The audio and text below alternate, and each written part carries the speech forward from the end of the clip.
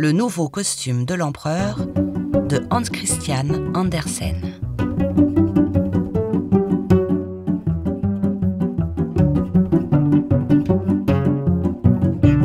Il y a bien des années, vivait un empereur qui avait une telle passion pour les vêtements neufs qu'il dépensait tout son revenu à bien s'habiller. Il ne se souciait ni de ses soldats, ni du théâtre, ni des promenades en forêt, mais seulement de montrer ses habits neufs.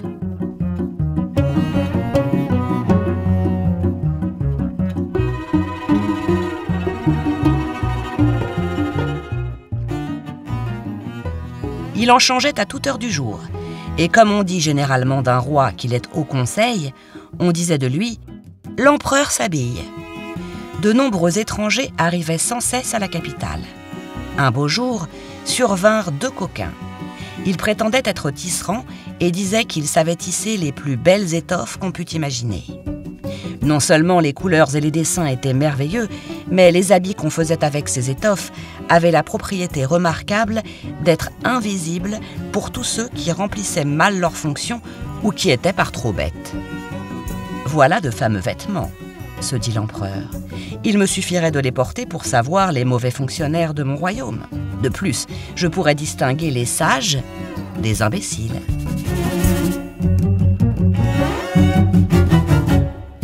Il faut que je fasse tisser cette étoffe pour moi. Il versa une forte somme aux 2 filous pour qu'ils se missent tout de suite à l'œuvre.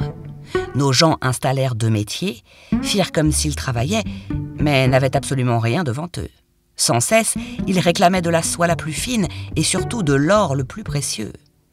Ils le fourraient dans leurs poches et travaillaient, devant leur métier vide, jusque bien avant dans la nuit.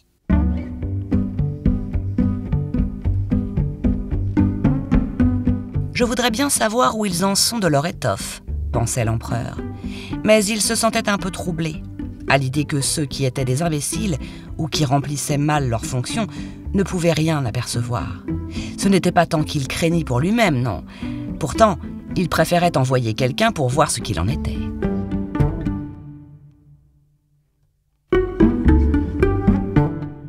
Tout le monde savait dans la ville la vertu mystérieuse de l'étoffe et chacun était pressé de constater l'incapacité ou la sottise de son voisin.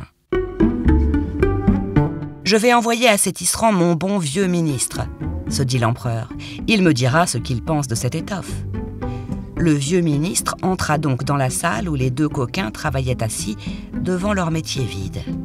« Dieu me garde, » se dit-il en lui-même en ouvrant de grands yeux. « Je ne vois rien de rien. »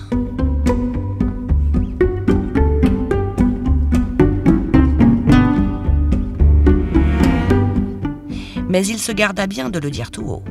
Les 2 malins le prièrent d'approcher et lui demandèrent si le dessin n'était pas joli et les couleurs ravissantes.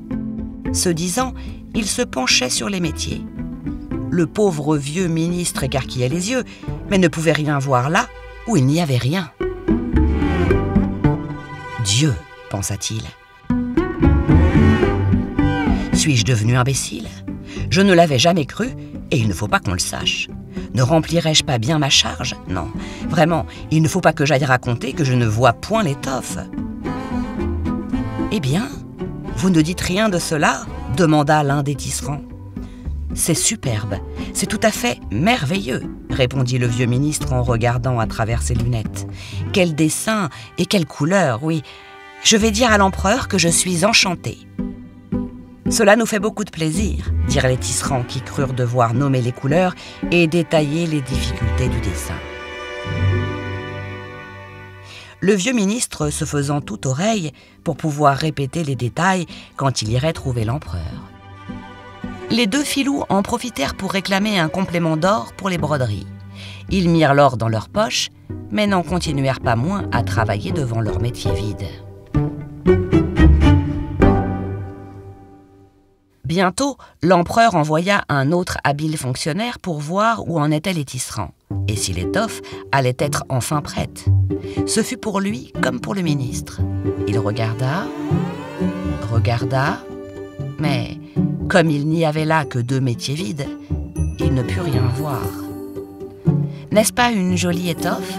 Demandèrent encore les deux fourbes, en montrant avec force explication la fameuse étoffe qui n'existait pas. Pourtant, je ne suis pas un sot, se dit le haut personnage. Serait-ce donc que je remplis mal mon emploi ? En tout cas, il ne faut pas que qui que ce soit s'en aperçoive. Il admira donc l'étoffe qu'il ne voyait pas et assura à nos fripons qu'il était ravi des belles couleurs et des merveilleux dessins. « On ne peut rien voir de plus joli », déclara-t-il à l'empereur.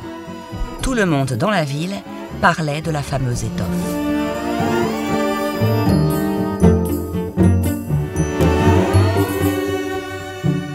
L'empereur voulut alors la voir pendant qu'elle était encore sur le métier.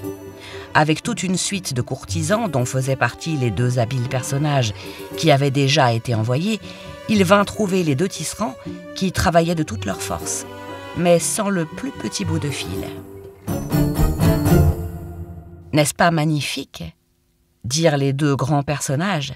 « Votre Majesté peut voir quelle belle couleur, quel dessin !» Et ils regardèrent le métier vide, pensant que les autres voyaient l'étoffe. « Et quoi ?» pensa l'empereur. « Je ne vois rien, mais c'est affreux. Serais-je un sot? Ne serais-je pas un bon souverain? Voilà bien le plus cruel affront qui put m'arriver. »« Très, très joli, » répondit-il tout de même. Et il fit un signe de satisfaction en contemplant les deux métiers, ne voulant pas avouer qu'il ne pouvait rien voir. Toute son escorte regardait et, naturellement, ne voyait rien de plus. Mais chacun disait après l'empereur « C'est merveilleux ». Les courtisans lui conseillaient même de porter pour la première fois cette incomparable étoffe à la grande procession qui allait avoir lieu. Il donna aux deux fripons une croix de chevalier pour mettre à leur boutonnière et le titre de tisserand de la cour.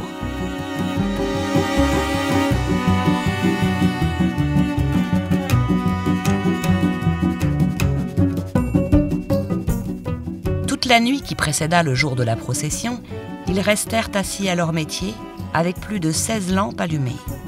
Tout le monde pouvait juger de leur zèle à tenir prêts les nouveaux habits de l'empereur. Ils firent semblant de tirer l'étoffe du métier, la coupèrent dans l'air avec de grands ciseaux, pour la coudre ensuite avec une aiguille sans fil. À la fin, ils s'écrièrent « Maintenant, les habits sont prêts !» L'empereur arriva avec ses plus hauts dignitaires.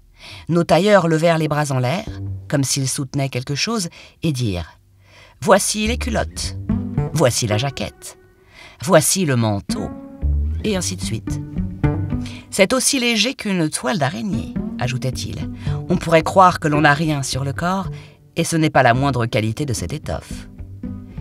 C'est vrai, disaient les courtisans, qui ne pouvaient rien voir là où il n'y avait rien. Votre Majesté veut-elle ôter maintenant ses vêtements? Nous lui mettrons les neufs devant la grande glace. L'empereur quitta tous ses vêtements. Les deux filous firent comme s'ils lui donnaient chaque pièce des nouveaux vêtements qu'il venait de coudre et le prirent par la taille comme s'ils lui mettaient une ceinture. L'empereur se tournait et retournait devant la glace. « Dieu, le bel habit, comme il va bien !» s'écrièrent les courtisans tous ensemble. « Le dais est là, qui attend votre Majesté pour la procession !» annonça le grand maître des cérémonies. « Je suis prêt, » dit l'empereur. « Que pensez-vous de ce nouveau costume ?» Et il se regarda de nouveau dans la glace.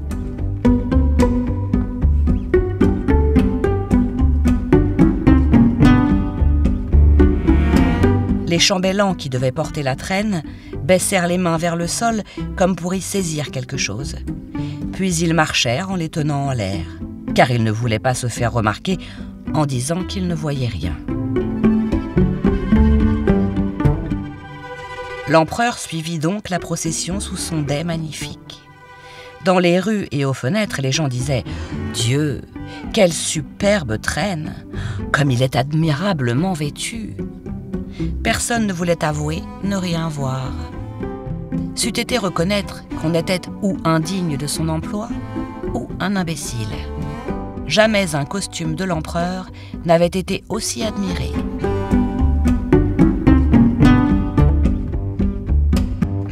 L'empereur est tout nu, dit un tout petit enfant. Seigneur Dieu, entendez-vous cet innocent, dit le père de l'enfant. Mais on se répétait de l'un à l'autre ce qu'avait dit l'enfant. Il est tout nu. Il y a un petit enfant qui a dit qu'il est tout nu. Mais il est tout nu, finit par crier tout le peuple. L'empereur entendit. Mais il est tout nu, tout nu, tout nu. Il lui sembla que le peuple avait raison, mais il pensait: il faut tout de même que j'achève la procession. Il la suivit jusqu'au bout, toujours aussi fier avec, derrière lui, ses chambellans portant une traîne qui n'existait pas.